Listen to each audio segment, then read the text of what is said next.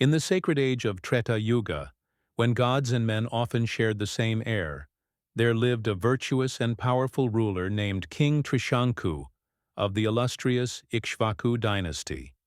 His kingdom prospered under his righteous rule, and his people admired him for his generosity, bravery, and devotion.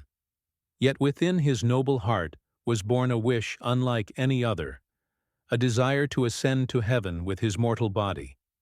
Trishanku's yearning grew stronger with time. He believed that his countless good deeds and sacrifices had made him worthy of such a fate.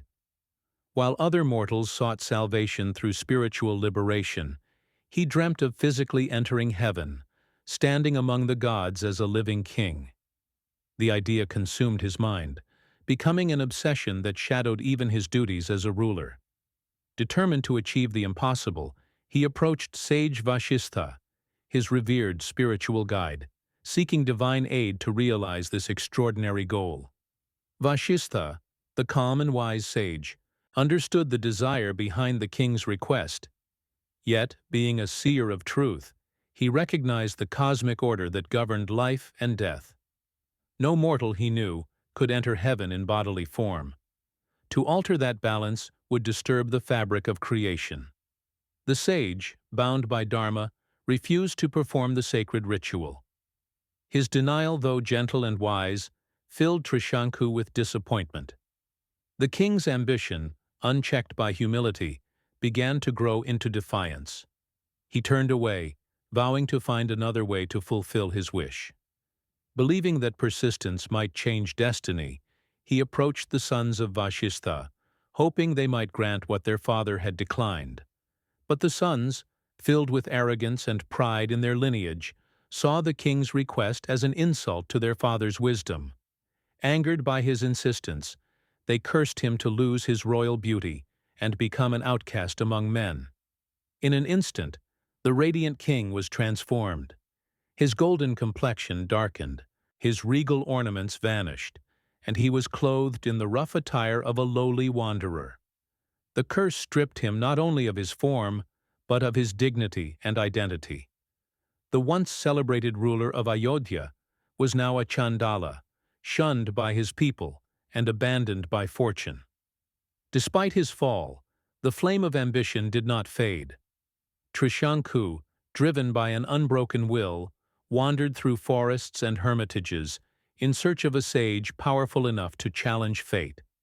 It was then that destiny guided him to the hermitage of sage Vishwamitra, the warrior-turned-saint whose fiery penance had shaken the heavens themselves. Vishwamitra, once a mighty king named Kaushika, had renounced his throne to attain spiritual supremacy. His was a journey of fierce will and relentless struggle, a pursuit to equal the divine status of sage Vashistha. When Trishanku arrived before him, weary and cursed, Vishwamitra saw not an outcast, but a soul burning with determination. The sage, moved by the king's suffering and perhaps by the echo of his own pride, resolved to aid him. The fire of defiance within both men aligned that day, the cursed king seeking heaven, and the indomitable sage seeking mastery over the divine order. Vishwamitra decided to perform a yajna of unparalleled power. The earth trembled as sacred fires blazed and divine mantras filled the air. Every god was invoked to witness the ritual, their names resonating through the heavens. As the ritual intensified, divine radiance surrounded Trishanku. The immense energy of Vishwamitra's penance began to lift the king upward.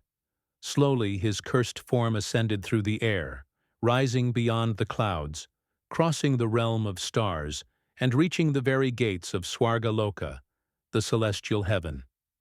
The gods watched in astonishment. Never before had a mortal reached their realm in his physical body. The cosmic order began to quiver, and harmony trembled at its core.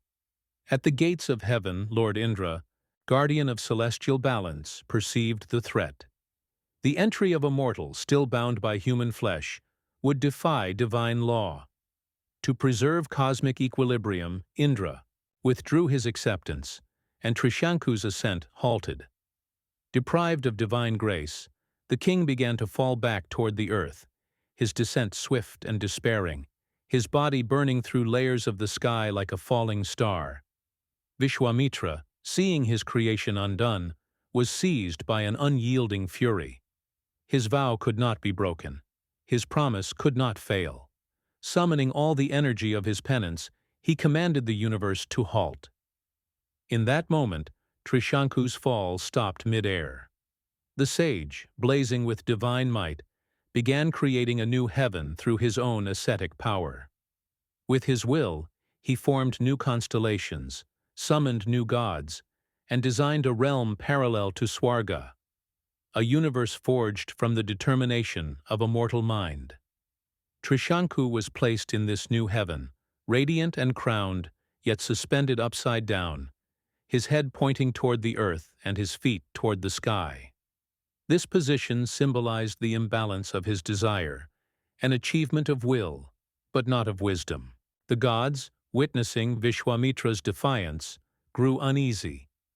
They feared that the sage's unrestrained power could disturb the entire cosmic order. Lord Indra appeared once more, appealing for harmony to be restored. After much divine negotiation, a balance was reached. Vishwamitra agreed that Trishanku would remain where he was, neither on earth nor in heaven, suspended eternally between the two realms. His heaven would shine among the southern stars as a reminder of the consequences of ambition that challenges divine law. Thus was born Trishanku Swarga, a parallel heaven crafted not by divine creation, but by human will. It stands as a symbol of defiance, perseverance, and the price of pride. For Vishwamitra, the event marked a profound realization. His power had indeed rivaled the gods, yet he understood that true greatness was not found in opposition to the divine, but in unity with it. His path of tapas continued, leading him eventually toward the final stage of spiritual realization, the state of a Brahmarishi. And so, the tale of Trishanku endures through ages as a reflection of two eternal forces, the mortal desire to surpass limits, and the divine law that binds the universe together. It reminds humanity that ambition, when guided by humility, can elevate one to the heavens, but when driven by pride, can leave one forever hanging between worlds. If you enjoyed this story, don't forget to like, share, and subscribe to Mythology Medley. Click the bell icon for more such amazing mythological content.